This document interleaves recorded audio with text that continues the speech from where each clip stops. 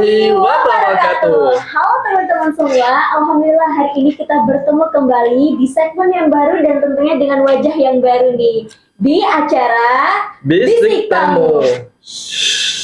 Bincang asik, tambah ilmu. Nah, sebelum memulai lebih lanjut nih, alangkah baiknya kita perkenalan dulu ya Kak. Ya betul banget tuh. Perkenalkan saya Hilmi dan rekan saya Naila Uzma Paradisa. Nah, di episode kali ini kita akan membahas tema yang menarik nih, Naila. Ya, tentunya tema-tema. Nah, di episode kali ini kita bakal membahas tema yang menarik nih, Hil. Nah, tentunya pasti teman-teman tahu tentang teknologi AI yang di zaman sekarang yang sudah berkembang. Nah, apalagi kita ya sebagai mahasiswa Hil pasti menggunakan teknologi AI ini yang sangat banyak digunakan oleh mahasiswa. Nah, maka dari itu, pada hari ini kita bakal membahas lebih baik lagi nih, lebih besar lagi. Nah, apa nih tema kita pada hari ini, Hil? Nah, untuk tema kita hari ini adalah tantangan dan optimalisasi teknologi AI di dunia pendidikan. Di segmen kali ini, kita telah kedatangan seorang tokoh pendidikan Ninai. Yakni Bapak Dekan kita, Bapak Dekan Fakultas Dakwah, yakni Bapak Profesor Samsu, SAG MPDI PhD. Halo Bapak, apa kabarnya Bapak? Halo, kabar baik. Assalamualaikum warahmatullahi wabarakatuh. Waalaikumsalam warahmatullahi wabarakatuh. Baik Pak, sebagai Bapak Dekan nih Pak. Ya. Bagaimana Bapak mengatur waktu Bapak, kegiatan sehari-hari Bapak dengan kesibukan Bapak sebagai Dekan Pak? Ya, terima kasih atas pertanyaannya. Tuhan menakdirkan kita dengan memberi waktu 24 jam sehari semalam. Dalam waktu 24 jam itu ada orang yang bisa memanfaatkan waktunya dengan baik, maksimal, ada juga tidak. Ini tergantung pada bagaimana memanage waktu. Bagi saya, cara mengatur waktu saya itu, saya melakukan planning. Saya membuat jadwal tertentu setiap hari apa saya harus lakukan apa gitu. Lalu kemudian itu saya berusaha maksimalkan. Jadi harus ada namanya continuous improvement, bagaimana peningkatan berkelanjutan mengenai pemanfaatan waktu itu. Tidak ada istilah, tidak ada yang kita kerjakan hari ini. Karena kita akan tergilas oleh waktu kalau kita tidak mengabaikan waktu itu. Jadi saya betul-betul mengatur waktu itu.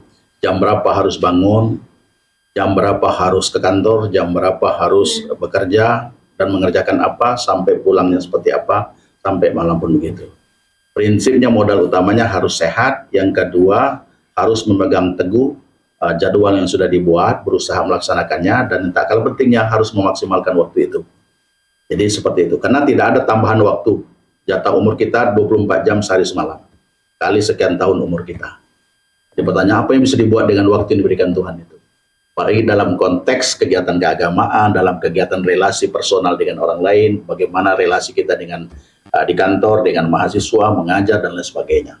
Jadi seperti itu. Masya Allah, berarti sangat memanajemen waktu ya Pak. Iya, betul. Sebelum kita kembali ke topik pembicaraan kita pada hari ini Pak, kami mau nanya nih, gimana sih perasaan Bapak diundang di Laboratorium Dakwah Podcast ini Pak? Ya, ini kali perdana saya datang di sini. Perasaan saya setengah dak-dikduk. Tetapi sebenarnya ini merupakan labor yang saya kira suasananya aja yang lain. Tapi pada kali yang lain, terutama di sebelum-sebelumnya, saya sering juga hadir wawancara di radio Fakultas Dakwah. Bahkan saya juga sering menjadi narasumber di TVRI Jambi. Nah, jadi ini sesuatu yang tidak asing sebenarnya, tapi ini karena miliunya berbeda, ya dak-dik juga. Karena apalagi melihat ini kan mahasiswa-mahasiswa saya semua gitu kan. Nah, bagaimana Pak Dekan bisa tampil hari ini di depan mahasiswanya? Beda kalau dengan masyarakat gitu kan. Ini yang membuat saya dak-dikduk. Itu seperti itu kira-kira. Oh begitu Pak. Oke, kembali lagi kami ingin bertanya Pak, pastikan aktivitas Bapak tadi kan sangat padat ya Pak. Gimana sih cara Bapak untuk bersantai dalam melakukan aktivitas sehari-hari? Ya, cara bersantai adalah enjoy with yourself.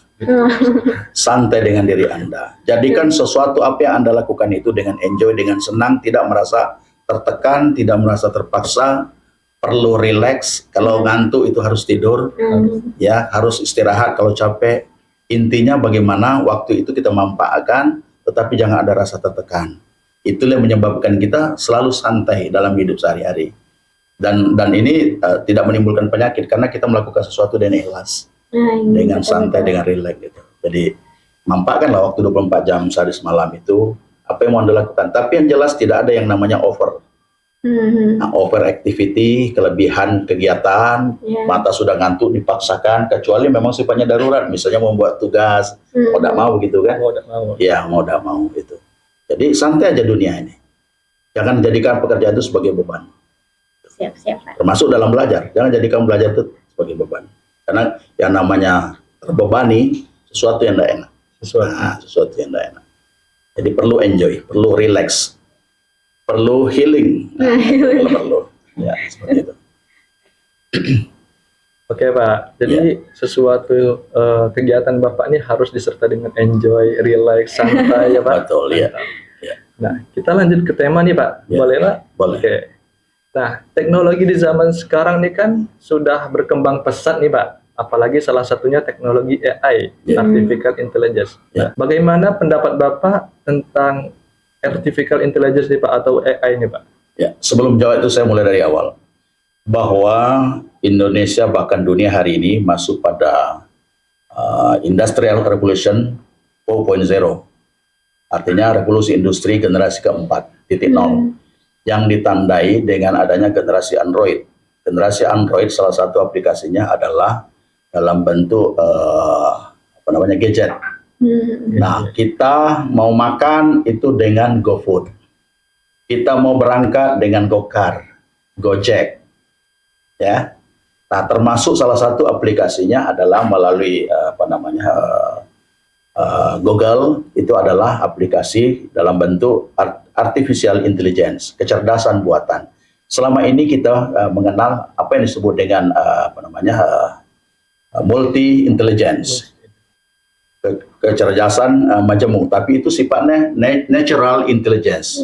Jadi intelijensi alamiah, artinya mengandalkan otak manusia. Tetapi ini berkembang menjadi artificial intelligence, artinya kecerdasan buatan yang mengandalkan produk teknologi. Nah, sebenarnya menurut Sustainable Development Goals atau tujuan pengembangan berkelanjutan dunia, ada 17 item yang menjadi titik penekanan dunia hari ini. Salah satunya adalah bidang teknologi. Maka itu semua negara harus terlibat dengan teknologi ini. Dan Indonesia dipaksa.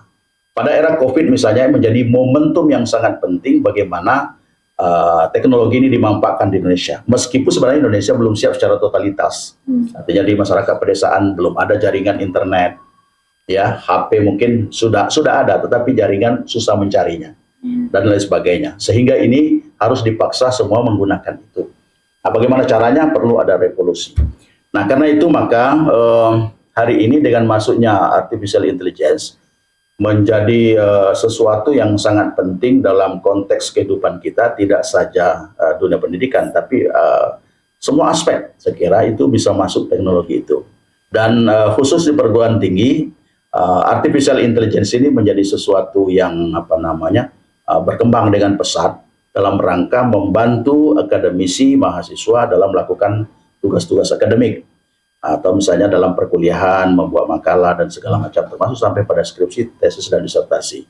Namun harus diingat bahwa pemanfaatan artificial intelligence ini harus dilakukan dengan hati-hati karena berbasis teknologi itu bisa dilacak kebenarannya dan keasliannya. Jangan sampai itu dari artificial intelligence itu kita manfaatkan lalu terdetek, maka ini semuanya plagiat. Dan itu tidak benarkan dalam dunia akademik.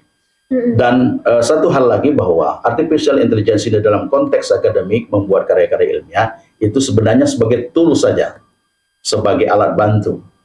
Ya, yang intinya adalah memang harus pure murni keluar dari otak kita. Nah, tetapi itu mempermudah. Saya bisa membuat makalah dalam hitungan nggak sampai 1 jam itu makalah. 1 jam. Ya, nggak sampai 1 jam. Nggak sampai 1 jam satu makalah. Dan kalau kita membuat skripsi cukup 2 hari selesai. Ya, dengan AI itu. Ya. Karena di dalam AI itu ada bermacam-macam tampilan. Ada misalnya ChatGPT misalnya. Ada namanya misalnya Skihub misalnya untuk mencari rujukan. Ada misalnya PDF misalnya untuk mencari PDF. Dan masih banyak aplikasi-aplikasi lain dalam bentuk artificial intelligence itu, yang semuanya berorientasi bagaimana membantu kita browsing bahan-bahan kuliah, bahan-bahan untuk dijadikan rujukan dalam menulis karya ilmiah. Jadi pandangan saya bahwa AI itu sangat penting dalam konteks pendidikan, termasuk juga dalam konteks melaksanakan tugas-tugas berkuliah. Itu. Nah, oke Pak, berarti Bapak pernah menggunakan AI juga Pak? So pasti sudah pasti. Ya, so pasti. Di AI ini sangat berpengaruh di kalangan bukan dunia pendidikan saja Pak, tapi kalangan luas ya Pak. Bukan berpengaruh, tetapi kita terpengaruh oleh penggunaan itu. Karena dunia sekarang ini menampilkan program AI ini dan itu bisa mempermudah kerja kita. Mempermudah. Misalnya ada di sini saya ada catat di sini ada DeepL misalnya sebagai aplikasi AI untuk menerjemahkan dari satu bahasa ke bahasa lain. Ada misalnya konsensus, misalnya mencari artikel jurnal yang cepat. Kemudian ada Skillspace misalnya untuk memperoleh jawaban dengan menggunakan artikel ilmiah. Kemudian ada Gamma misalnya bikin PPT dalam hitungan detik. Gitu. Jadi banyak sekali. Nah Pak, gimana sih pendapat Bapak bahwasannya penggunaan AI ini yang cenderung ke arah negatif nih Pak? Apalagi kita sebagai khususnya di dunia ini sebagai pendidikan dengan arah negatif, gimana menurut pendapat Bapak? Pertama, kita harus melihat bahwa AI ini dua mata sisi uang. Satu sisi bermanfaat, satu sisi bersifat merugikan. Terutama dalam aplikasi AI ini, apabila kita manfaatkan dengan cara mengambil tulisan-tulisan misalnya yang sifatnya itu secara totally itu mengadopsi karya orang, masuk menjadi karya dan menjadi pengakuan kita itu menjadi milik kita. Nah, itu yang sifatnya negatif. Dalam pandangan saya, seperti yang saya katakan di awal tadi, bahwa itu tidak dibenarkan. Nah, jadi itu bagi kita dengan diperkenalkannya AI ini, kita harus punya kode etik bahwa itu hanya sebagai tool, sebagai alat untuk membantu kerja kita. Tapi harus diparaphrase, harus diparafrase.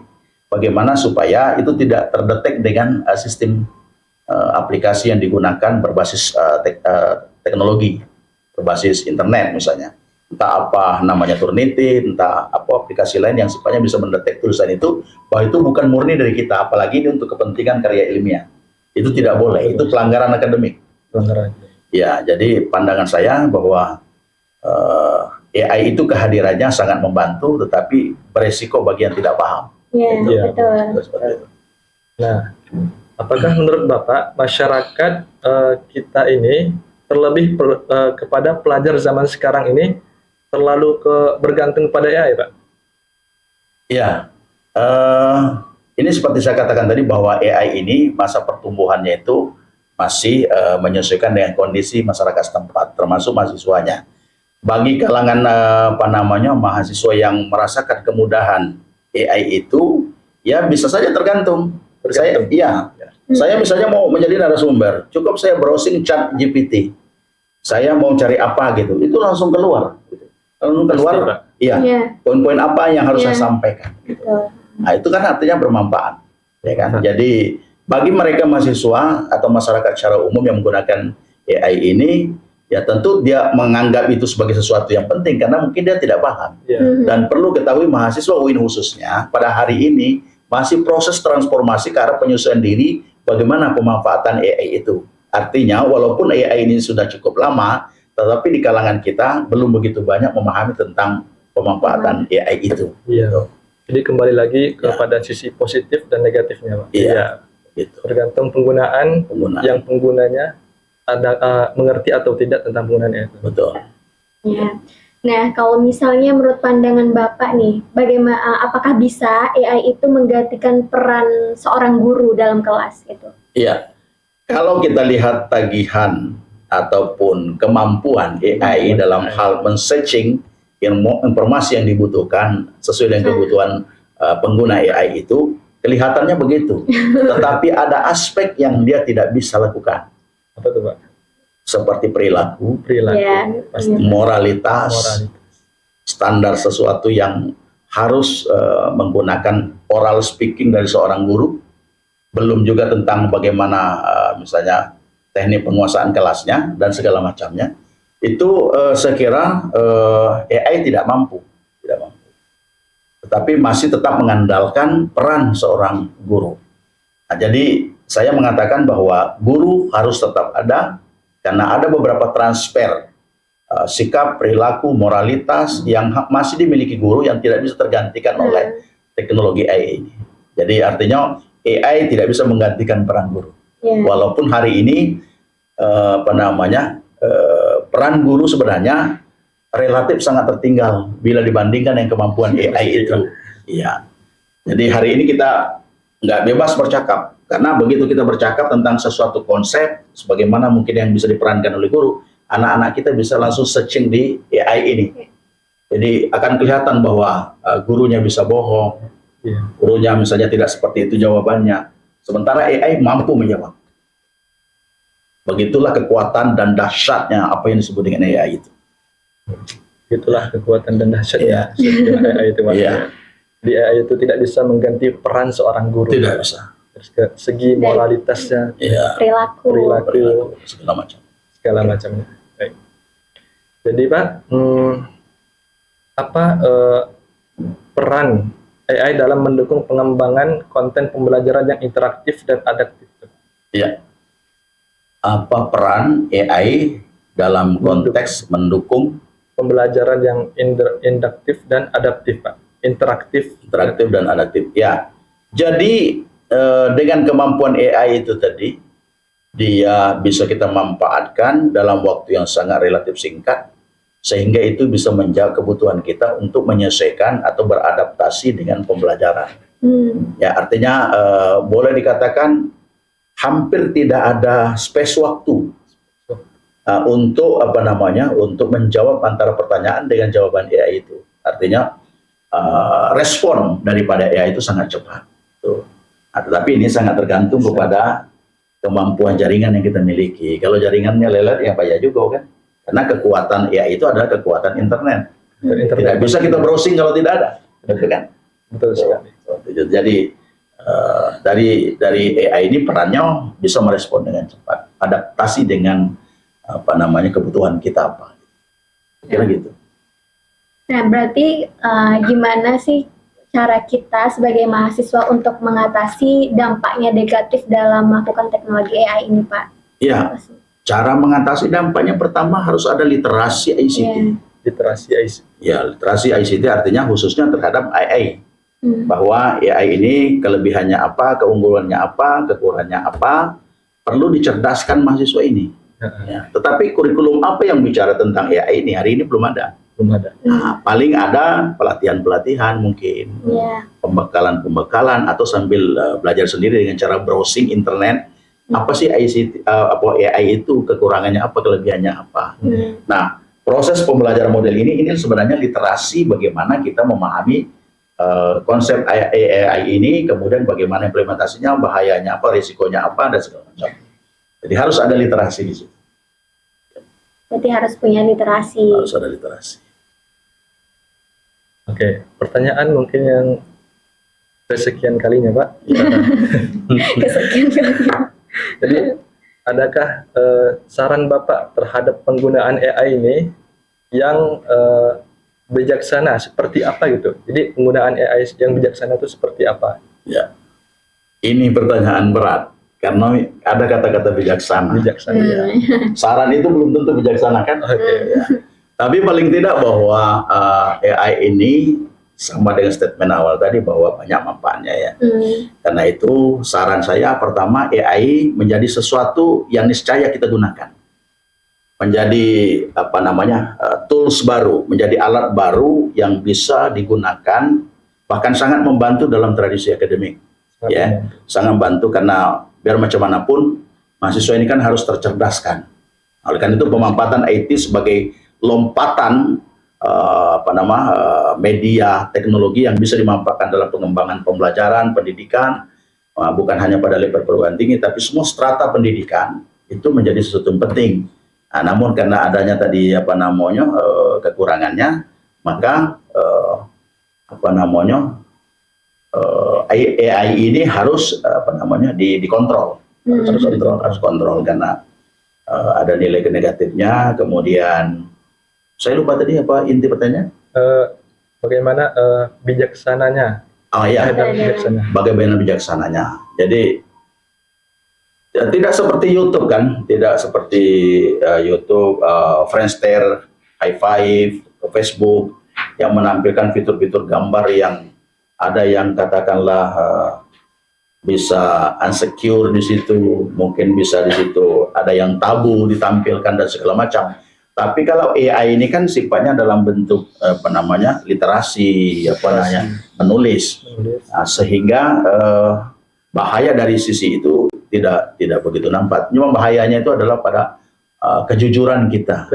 Ya, kejujuran kita dalam memanfaatkannya. Jadi cara bijaksananya adalah ya kembali kepada pelaku AI itu bagaimana dia jujur dengan dirinya untuk memanfaatkan itu dalam konteks konten apa yang dicari di AI itu.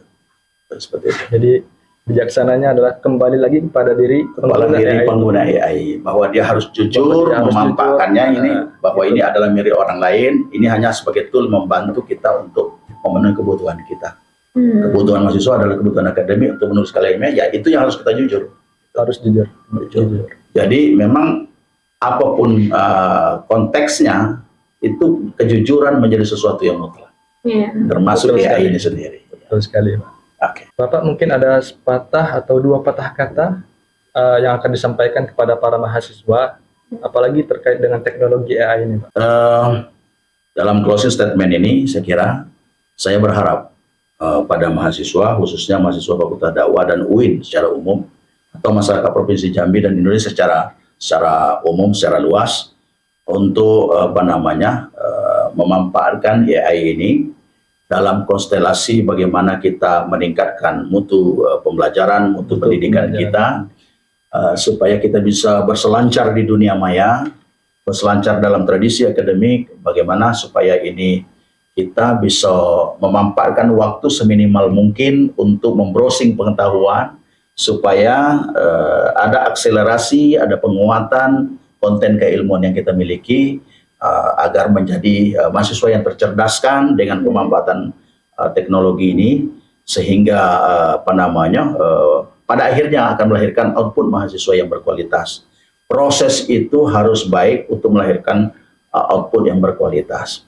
Selama ini mungkin AI belum ditampilkan, maka terkesan pembelajaran kita seperti hari ini. Tapi dengan hadirnya AI yang di UIN, saya kira ini adalah relatif baru, tapi itu harus disongsong dengan semangat bahwa kita semua mahasiswa harus memanfaatkan AI itu untuk menampak masa depan kita lebih baik dalam konteks belajar.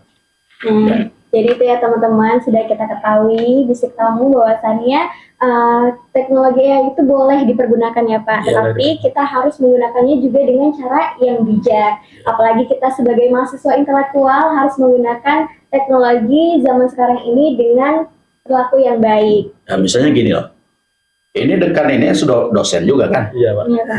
Kalau Anda menggunakan AI, saya bisa lacak kebenaran makalah yang Anda buat. Ya. Kalau saya membimbing skripsi, saya bisa lacak skripsi Anda bahwa ini apakah murni dari performa yang Anda lakukan untuk menulis ini. Nah, tapi kalau itu diambil dari AI, saya bisa lacak bahwa ini tulisan Anda ini adalah milik orang lain. Padahal kita sebagai mahasiswa juga punya ide kreativitas masing-masing ya, Pak, ya. Dan mahasiswa itu punya potensi yang luar biasa untuk berkembang. Nah, jadi jangan sangka dosen ini semua tidak melek dengan ICT. Itu. Kalau generasi dosen yang jadul itu mungkin tidak kenal dengan ICT. Tapi hari ini sudah terjadi transform ya pembelajaran kita dengan pemanfaatan teknologi, yaitu AI itu tadi. Nah, kalau yang mungkin masa-masa kami kuliah dulu nggak ada itu kan. Dosen bisa aja diakal-akalin begitu kan, apalagi rujukannya payah nyarinya. Itu hari ini nggak bisa. Itu sudah segitu jauhnya pembelajaran itu berkembang dengan memanfaatkan teknologi yang ada ini. Berarti jangan sampai bergantungan pada AI gitu. Iya, jangan bergantung pada AI dan juga jangan bergantung pada dosen. Ya. Kalau dulu sumber belajar utama itu adalah guru. Kemudian tempat belajar itu adalah pustaka, maka pustaka itu disebut sebagai jantungnya pendidikan. Hari ini sudah pelan-pelan bergeser kepada AI itu. Salah satunya, artinya bergeser pada teknologi. Itu. Jadi boleh jadi dosen tidak hadir di kelas, bukan berarti kita tidak belajar. Kita bisa browsing apa saja. Dengan pemanfaatan AI salah satunya. Kita bisa browsing apa ya tentang ini, kita udah tahu. Misalnya dosen membimbing kita tentang novelty penelitian di dalam skripsi itu. Apa sih yang dimaksud novelty? ChatGPT keluar novelty ini begini. Dosen tidak pernah mengajarkan kita, tapi kita tahu kenapa ada AI. Itu loh maksudnya. Nah, jadi akhir dari pembicaraan kita tadi, kita tidak boleh bergantung pada teknologi, apalagi salah satunya AI. Jadi kita harus menjadi mahasiswa yang intelektual dan berpikir cerdas dalam menggunakan teknologi. Nah, mungkin cukup sekian podcast kita pada kali ini. Kami terima kasih kepada Bapak Terima kasih kepada Bapak yang sudah memberikan kami banyak sekali masukan, apalagi kepada mahasiswa tentang penggunaan teknologi AI ini ya Pak. Oke, terima kasih. Selamat belajar ya. Nah, terima kasih juga kepada teman-teman semua yang sudah menonton podcast kami pada hari ini. Semoga podcast kami kali ini sangat bermanfaat untuk kalian tonton. Dan buat kalian yang menonton podcast kami hari ini, semoga kalian juga dapat bijak dalam melakukan teknologi AI ini. Barakallahu fikum. Dakwah kreatif. Wassalamualaikum warahmatullahi wabarakatuh. Waalaikumsalam warahmatullahi wabarakatuh.